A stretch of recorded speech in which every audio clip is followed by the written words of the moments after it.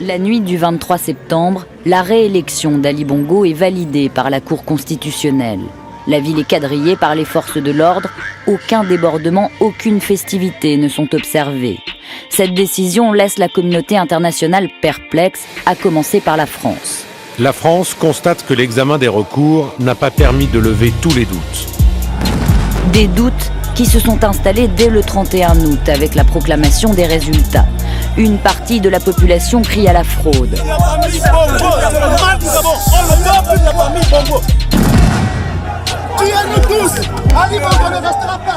Dans la capitale, l'Assemblée nationale brûle. Des commerces sont pillés, Libreville s'embrase. La police réplique et lance l'assaut sur le QG de l'opposition. Deux hommes s'affrontent pour le pouvoir. Je suis le vrai porteur du changement. Et j'ai face à moi les caciques de l'ancien régime. Une pique contre Jean Ping, ami d'hier et ancien beau-frère, rival désormais à la tête de l'opposition. Si on veut choisir quelqu'un d'autre que moi, je n'ai pas de problème, pourvu qu'il parte. Bilan officiel des violences post-électorales, 4 morts, mais plusieurs dizaines selon les opposants. Des arrestations, mais aussi des disparitions. Nous avons enquêté dans la capitale gabonaise. Dans les rues, le calme semble revenu. Les marchés sont bondés, une accalmie précaire en réalité. Nous sommes dans une morgue de Libreville, une morgue privée où les employés acceptent de nous parler.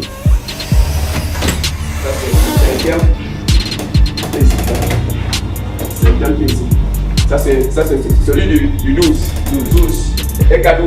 C'est celui-là le 7e. Mort par balle. Il est là. 5 corps déposés après l'annonce des résultats.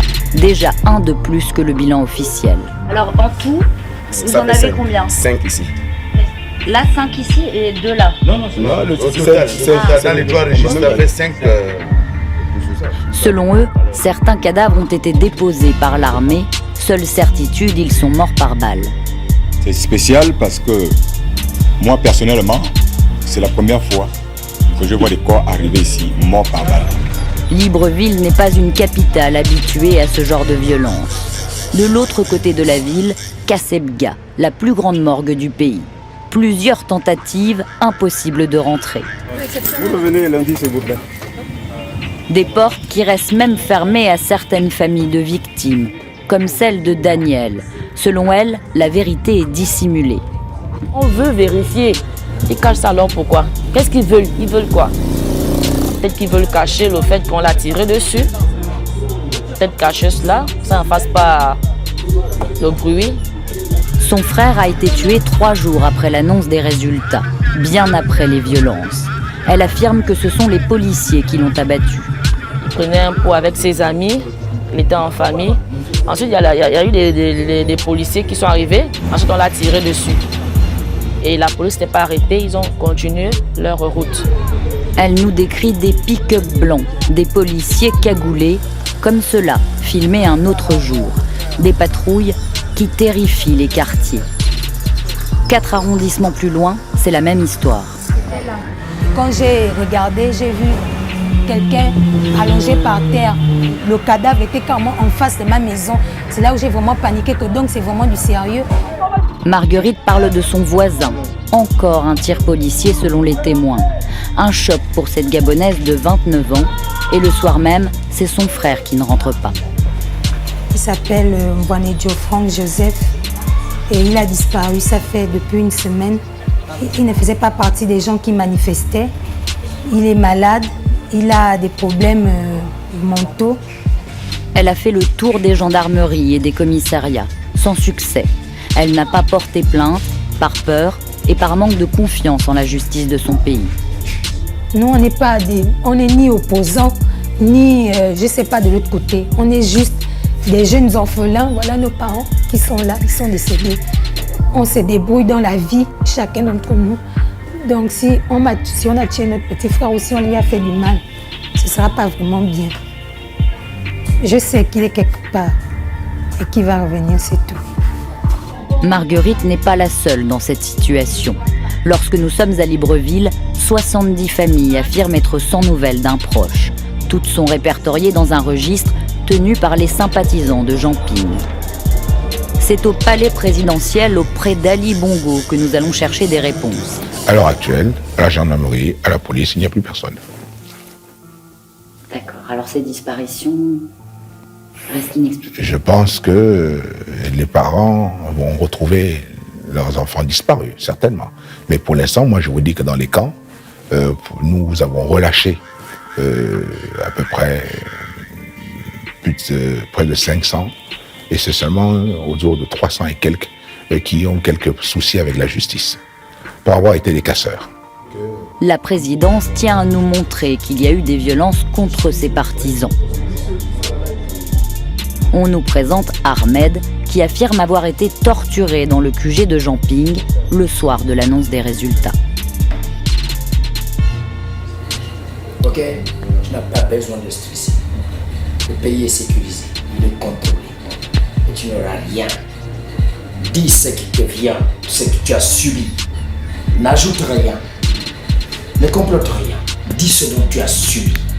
Et demande à la fin, Ali reste qu'il ne cède pas au perfide menteur. Il a pris un marteau et il m'a cassé les orteils. Après cela, il a pris un tournevis, il a posé le tournevis par là, et il a frappé le marteau et le tournevis est sorti ici. Selon lui, cette agression a eu lieu 8 jours avant notre rencontre. Cet après-midi, plusieurs centaines de partisans d'Ali Bongo marchent dans la capitale. C'est la première fois qu'ils crient dans les rues le nom de leur vainqueur. Ali, il a gagné. La preuve, ce n'est pas la triche. Aujourd'hui, si nous marchons, c'est pour amener le soutien vers le président de la République, parce que c'est lui le président. Ali, président.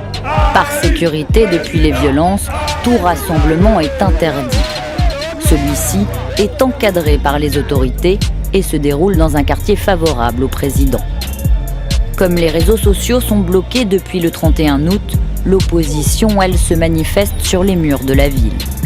On tague sa colère contre Ali Bongo, qui succède à son père Omar en 2009.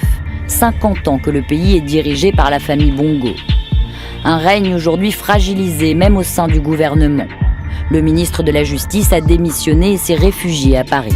Des enlèvements sont perpétrés jusqu'à hier soir, chaque jour qui passe, dans les domiciles de toutes les personnes qui ne chantent pas de louanges à M. Ali Bongo Ondimba. Est-ce qu'on parle d'un bilan de plus d'une cinquantaine de morts?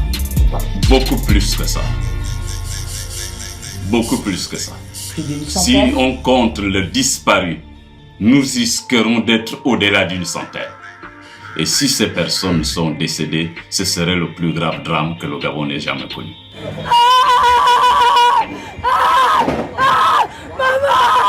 À Libreville, Marguerite vient d'apprendre la mort de son frère. Son cousin qui l'accompagne l'a identifié à la morgue, une balle dans le thorax. En France, des avocats commencent à réunir des preuves qu'ils transmettront à la Cour pénale internationale. De leur côté, les autorités gabonaises ont saisi la même cour pour les récentes violences.